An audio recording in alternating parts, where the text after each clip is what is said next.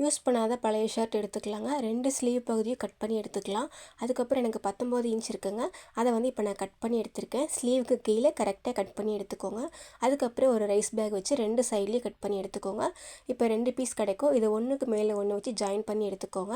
Join பண்ணதுக்கப்புறம் அந்த shirt piece இருக்குது பார்த்தீங்களா, அதை வந்து இதுக்கு மேலே போட்டுக்கணும்.